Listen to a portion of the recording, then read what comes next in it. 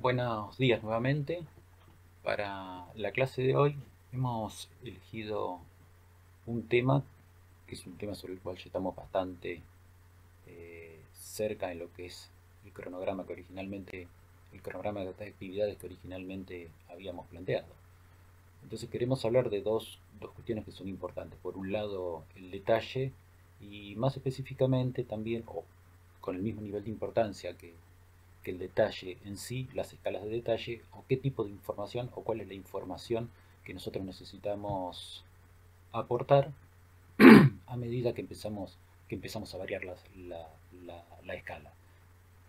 En realidad, tal vez la pregunta es inversa. ¿Cuál es el motivo por el cual nosotros dibujamos en distintas escalas? ¿Por qué motivo un mismo sector de una obra, una misma parte de un edificio, la empezamos a representar en distintas escalas? ¿Y todos esos planos, acaso tienen la misma información? ¿Cuál es el sentido para que surja un plano de un mismo sector en una escala diferente a otro? Entonces hay una serie de preguntas que nosotros nos hacemos y que son las que en cierto modo nos van a permitir entender por qué estamos haciendo las cosas. Primero nos preguntamos por qué y para qué dibujamos, para quién dibujamos, por qué dibujamos lo que dibujamos. Muchas de estas cosas las hacemos para saber, para hacer y para poder hacer, para saber, para saber hacer y por sobre todas las cosas, una de las que es nuestra principal actividad, que es hacer.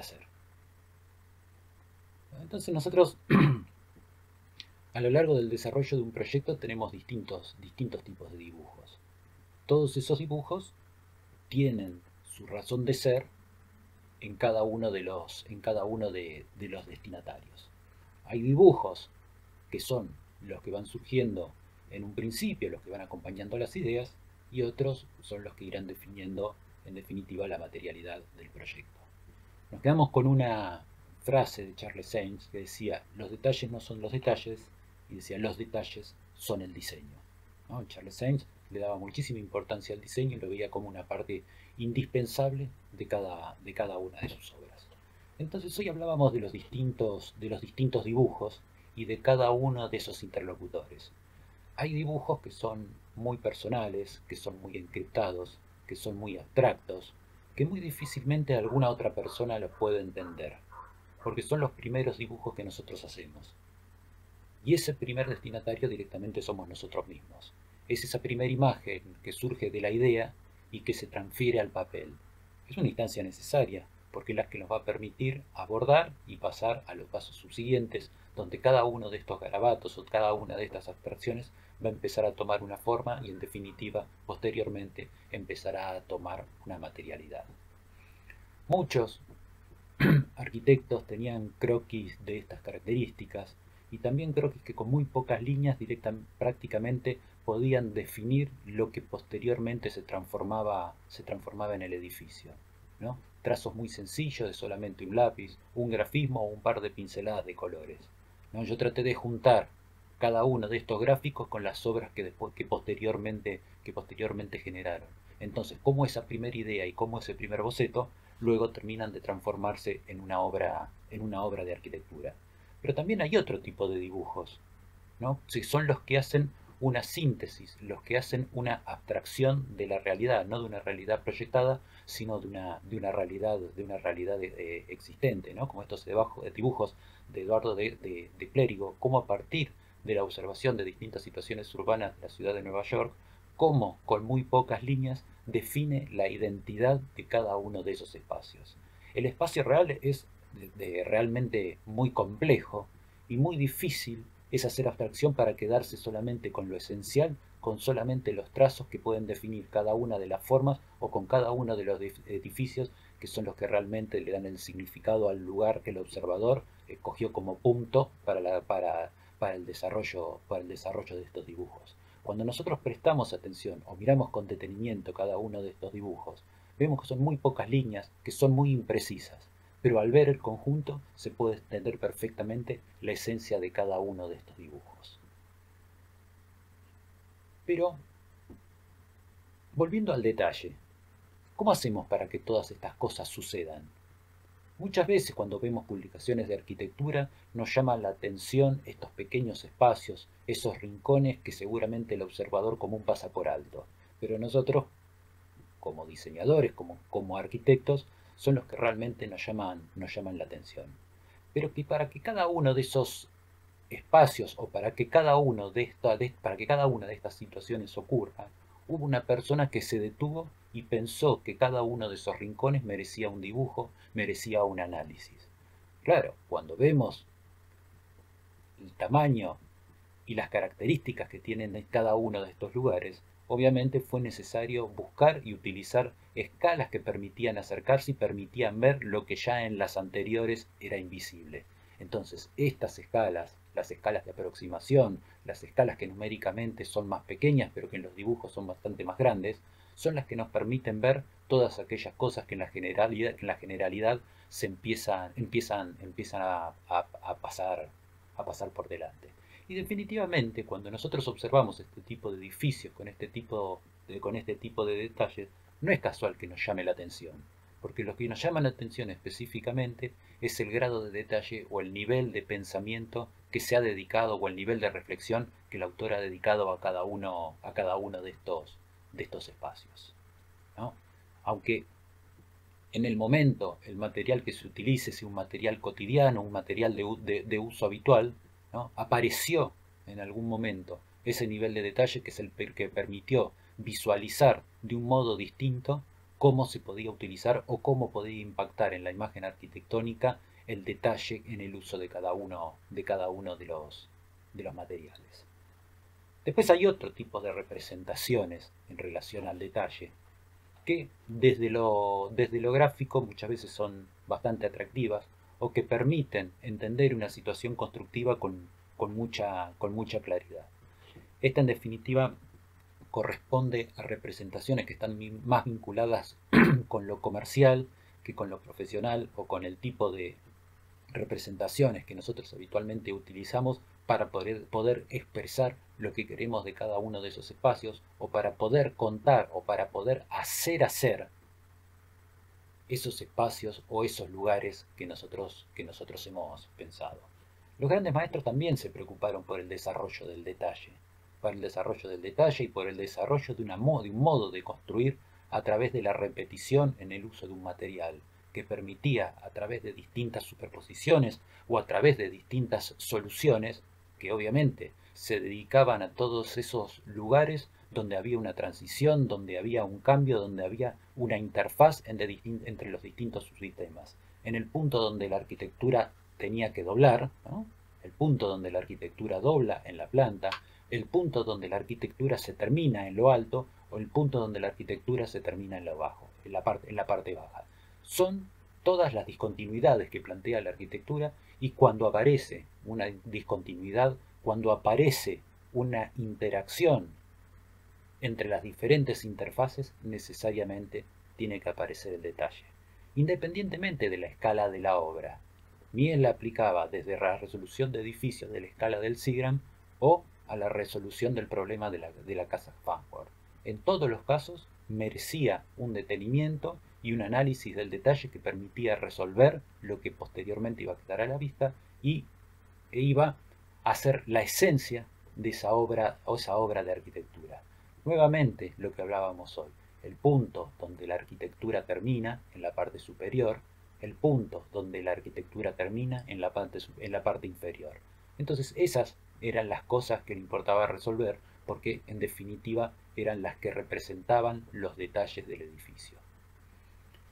Y si bien decíamos que no importaba la escala de la obra, esto queda muy reflejado en lo que es la obra de Glenn Murcutt, ¿no? Esta es la casa Mary Shore de Glenn Murcutt, que uno podría decir es una vivienda que en el medio de una zona suburbana o en cualquier lugar pasaría desapercibida. Pasa desapercibida por sus dimensiones, pasa desapercibida por su morfología, pasa desapercibida por las características de su materialidad. Independientemente de cada una de estas observaciones, no pasa desapercibida para el detalle. Y para poder desarrollarla es necesario pensarla, repensarla, dibujarla y volver a dibujar la cantidad de veces que sea necesario cada uno de los detalles.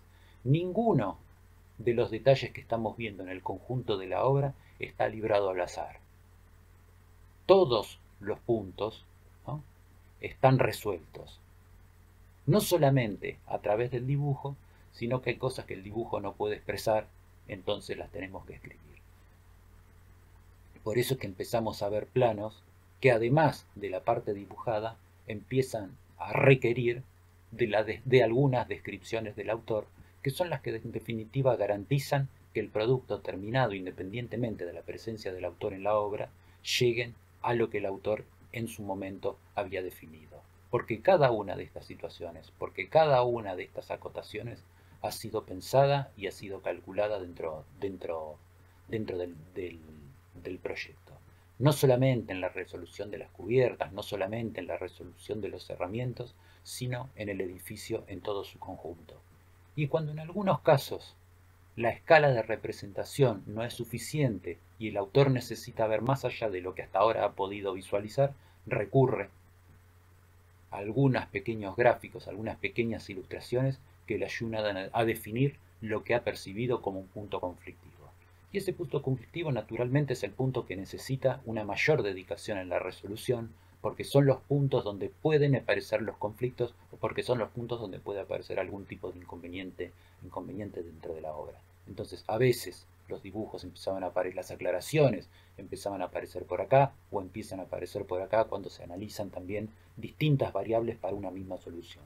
Cuando vemos la imagen del conjunto de la vivienda, vemos algo realmente sencillo, algo realmente muy austero, pero que a pesar de su simpleza requirió de una documentación detallada para poder llegar a la resolución del problema.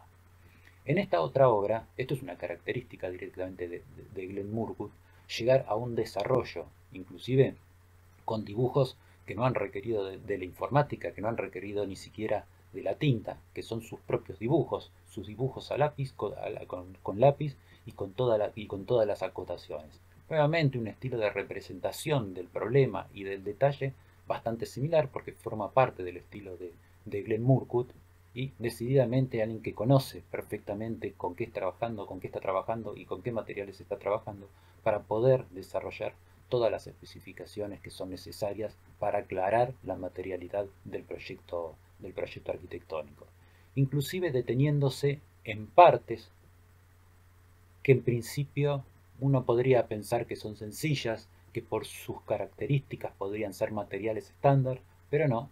En este caso todo está pensado, las ménsulas que después van a sostener el techo, que aparecen por este lugar, ¿no?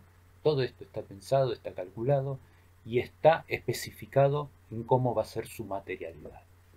Hay otros modos también de representar el detalle, que si bien no son tan útiles desde lo constructivo, sí muchas veces ayudan para entender el funcionamiento y cómo es el ensamble de cada uno de los elementos o de los componentes del sistema que estamos analizando. O para entender, en algunos casos, la complejidad del funcionamiento de una carpintería de altas prestaciones, como en el caso de perfiles de aluminio con un triple vidriado y que posiblemente conformen la piel de vidrio de algún edificio.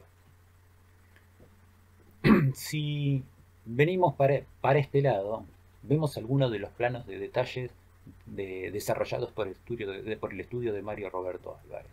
Todo esto, todas estas fichas, esta ficha y esta otra ficha, la que se llama detalle C y detalle D, la finalidad que tienen es llegar a esto, algo que posiblemente cuando recorremos la obra pasa por alto para resolver esta imagen, para resolver esta otra imagen, pero requirió de todo esto, porque lo que cualquiera pudiese haber pensado como un caño de acero inoxidable que se aproxima hasta el plano vertical, ¿no?, en este caso, bueno, justamente se pensó en ese encuentro. En un momento hay un angostamiento y después aparece nuevamente, continúa con el mismo material, y esa es la parte que tiene contacto con la mampostería.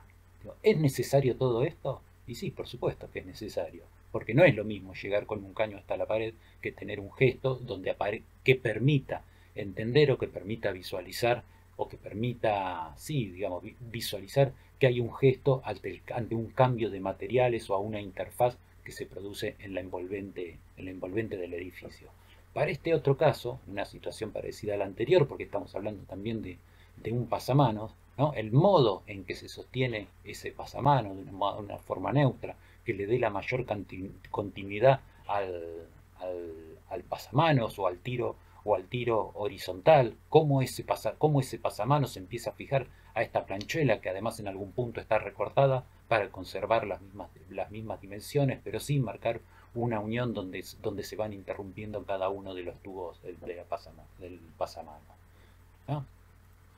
Habíamos visto anteriormente otra representación tridimensional del problema de una fachada o del problema de un sistema de fachada por delante de un edificio, como lo que sucede en la Filarmónica de Polonia, ¿no? Con este tipo de detalles, que es el que representa y el que sostiene después toda la fachada del edificio. O el Post Tower de Alemania, ¿no? De Murphy y Hahn, ¿no? Una piel de vidrio formada no solamente por el vidrio, sino por el sistema de control solar, por un sistema de ventilación, y que decididamente requirió un estudio pormenorizado para poder comprender cómo cada una de las partes se vinculaba y empezaba a formar ese continuo de faldones, ¿no? Que es lo que va determinando cada uno de los niveles dentro del edificio. Creo que en otras oportunidades hemos visto que hay muchísimos dibujos publicados e interesantísimos, ¿no? Los dibujos de Renzo Piano, como desde dibujos que son muy primarios y muy a nivel boceto, como todos estos que aparecen acá, y que después empiezan a tener su forma real o su materialidad a través de algo o a través de un elemento. Cuando prestamos atención no difiere prácticamente de lo que eran los croquis iniciales, ¿no? Esos croquis que primeramente eran un corte, que entendían cómo se iluminaba, cómo servían para condicionar el sonido, que después se empezaron a transformar en croquis tridimensionales para ver cuál era la estructura que los sostenía y cómo se vinculaban con el resto del edificio, ¿no? El Museo Kimball, otro caso particular, y también con dibujos de Renzo Piano, algunos en hojas tipo de carpeta escolar, no requieren demasiada virtuosidad en lo que es la representación del detalle, ¿no? Es un modo de dibujar interesante, muy personal y muy típico de él. Pero pero son los croquis que le permiten analizar y entender el funcionamiento, ¿no? Estas son las cosas que nosotros mentalmente, o que cualquiera de los arquitectos mentalmente no puede resolver, y son las primeras cosas que van surgiendo de ese entramado de pensamientos que es el cerebro. Entonces, cuando estas ideas, cuando estos pensamientos tenemos que empezar a transmitirlos hacia otras personas, tienen que transformarse en croquis. Primero, en esos croquis encriptados, hasta que después empiezan a ver la luz sobre formas más entendibles y seguramente con detalles directos que seguramente también son materializables. El Museo Kimball de Louis Kahn, ¿no? A través también de una documentación que estaba llena de anotaciones que permitían entender la materialidad, ¿no? Dibujos que no eran dibujos en sí mismos. Si nosotros prestamos atención a lo que era la imagen anterior, la posición de cada una de las placas está en la posición en la cual se había especificado en el dibujo. Todos estos puntos, que son los puntos por donde va a circular el agua de lluvia, donde podría suponerse algún tipo de conflicto, son los puntos que posteriormente se agrandan y se empiezan a cambiar de escala para poder analizar con la más absoluta precisión qué es lo que va a suceder en cada uno de esos casos. En otros proyectos, cuando son más del tipo como estas estructuras pensadas, que es una estructura que la finalidad que cumple es la de cubrir un patio, bueno, hay un gran desarrollo sobre los puntos principales y sobre los puntos más delicados, que son los sectores, aquellos desde los cuales la lona empieza a estar tensada, ¿no? También en el desarrollo de las estructuras, la importancia de la posición de cada uno de estos huecos que posteriormente tiene la estructura, que acá se va viendo en los encofrados y en las armaduras que se van colocando, cómo se van posicionando, y en una forma, además de estas características circulares o medio ovaladas, cómo además se interpone conjuntamente con un núcleo un entramado regular de vigas que son las que posteriormente van a empezar a armar cada uno de los entrepisos. Pero bueno, acá, en esta instancia de la obra, ya se está pensando en algo que va a suceder muchísimo después, que es el armado de cada una de las oficinas y de cada uno de los espacios dentro del edificio. Con lo que estos huecos, este patrón de huecos, ya no tiene ninguna posibilidad de movilizarse del lugar donde está. Entonces deberán ser replanteados y pensados y requerirán de la documentación absolutamente precisa para que se empiecen a desarrollar en cada uno de los puntos en los cuales fueron pensados.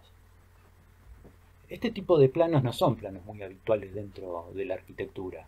Es más, prácticamente no existen planos de estas características, porque en un plano de estas características la verdad que nosotros no podemos ver absolutamente nada. No es que no vemos, sino que no entendemos, y no podemos entender porque hay información que está tapando a otro tipo de información. Independientemente de que sea un plano inútil, termina siendo un plano muy necesario, y posiblemente alguna de las documentaciones fundamentales para el éxito de una obra de arquitectura. Que este tipo de planos, en definitiva, son los que representan lo que nosotros pensamos de la arquitectura o lo que nosotros tenemos de la arquitectura en la cabeza, que es la totalidad del problema. En este plano está todo superpuesto. Entonces, si nosotros no pensamos en la superposición o en la simultaneidad de instalaciones y de elementos constructivos que aparecen dentro de la obra, posiblemente empecemos a encontrar interferencias. Entonces, lo que nosotros tenemos que hacer a través de la documentación es, en cierto modo, y a partir de las herramientas con las que a medida vamos contando, es una especie de virtualización de la construcción. Cuando nosotros más dibujamos o más detallado tenemos pensado la obra, mayor es la cantidad de situaciones que tenemos resueltas. Cada uno de nuestros dibujos representa situaciones futuras.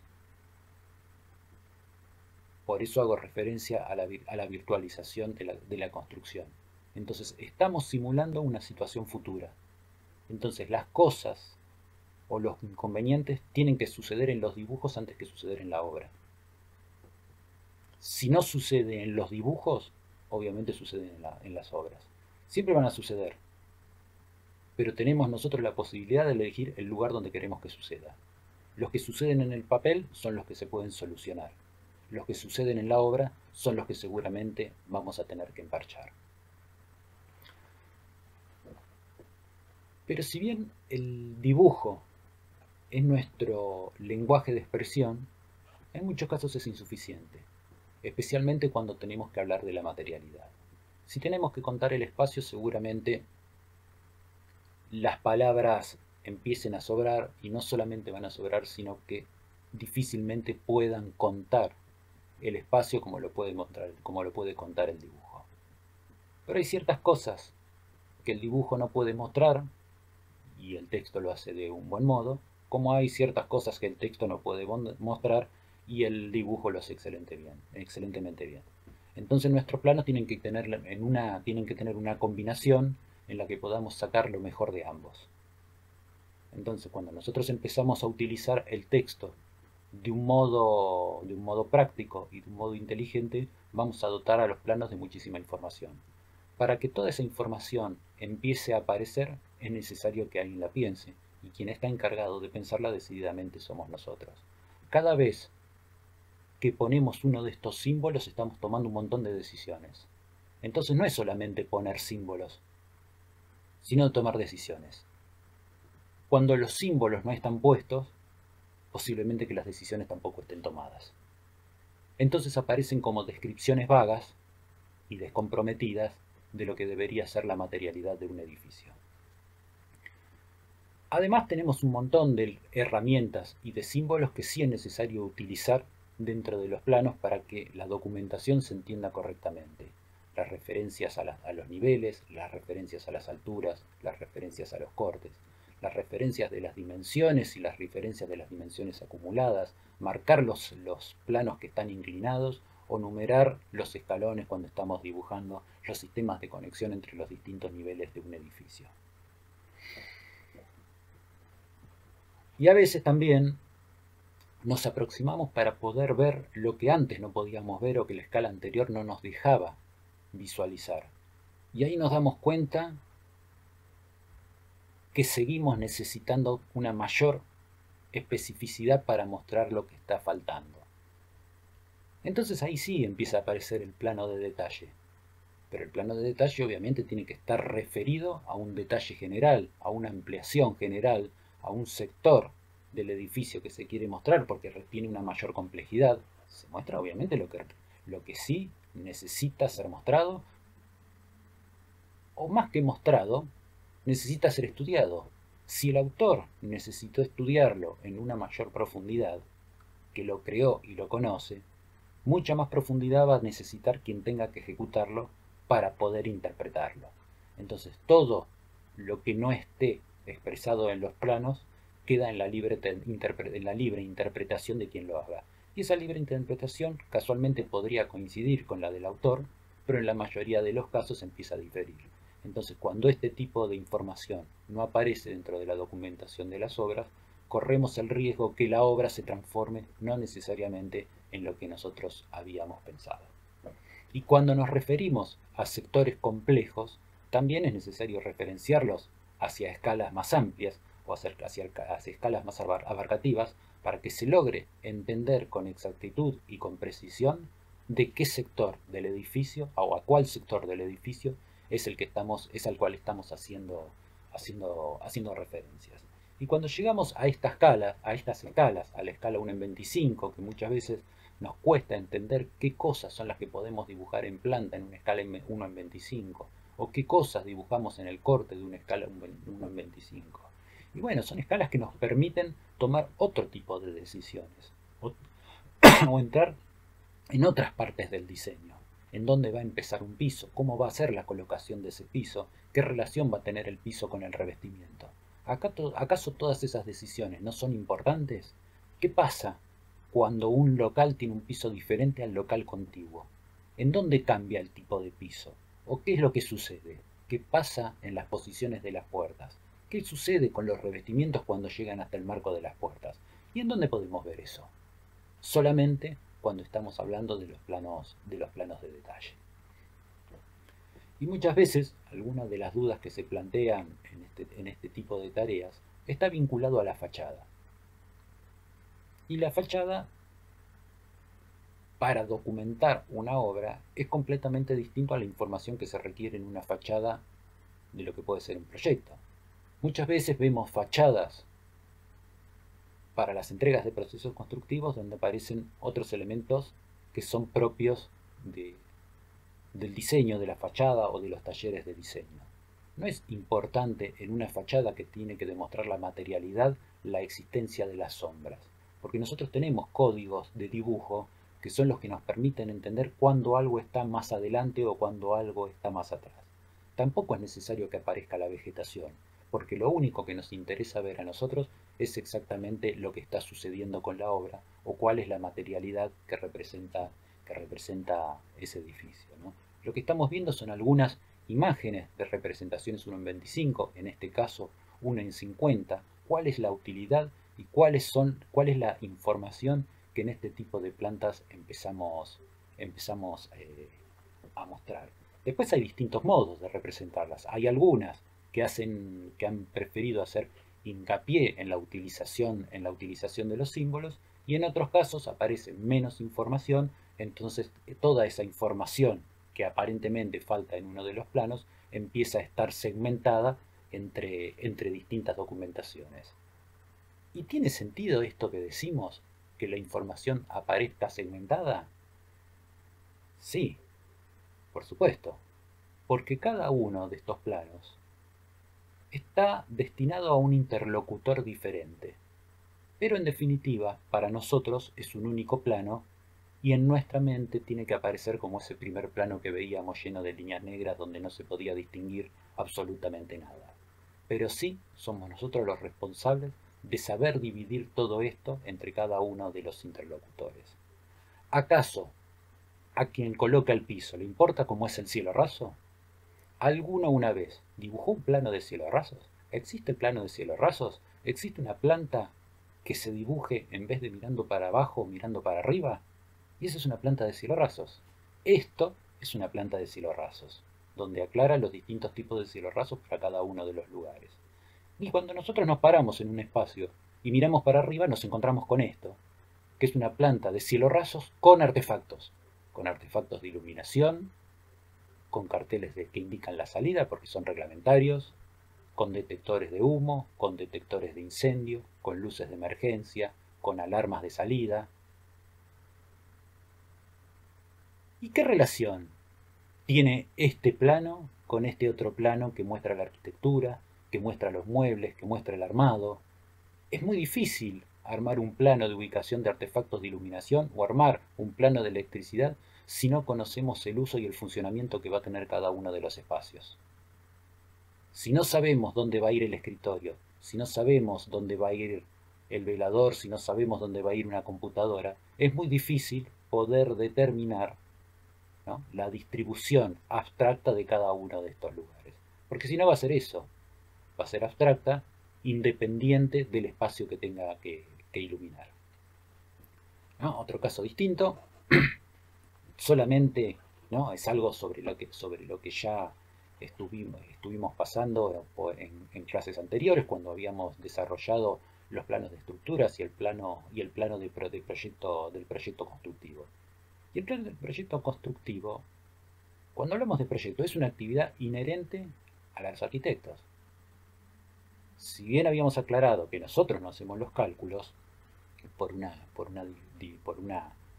tema de formación, del manejo de las matemáticas, porque es algo que no profundizamos suficientemente durante el desarrollo de la carrera, salvo los cálculos de estructuras sencillas, pero las estructuras complejas, mayoritariamente, en todos los casos, son calculadas por ingenieros.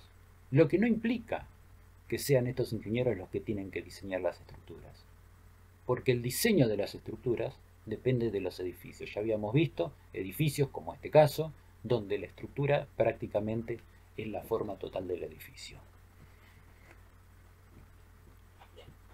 Las escaleras también son un tema complejo, un tema muy difícil dentro de la arquitectura, porque es una pieza ergonómica, porque está en función de las medidas del cuerpo, porque está en función de la comodidad, porque si la escalera no es cómoda, si la escalera no tiene las dimensiones adecuadas, no solamente es un tránsito incómodo el utilizarlas, sino que además podría producir algún tipo de accidentes. Pero ¿qué cosas tenemos que decir de las escaleras? ¿Qué son todas estas indicaciones que aparecen por acá? ¿Cuáles son las cosas que tenemos que especificar? ¿Qué es lo que tenemos que decir de cada uno de estos elementos? ¿Y las plantas cómo son?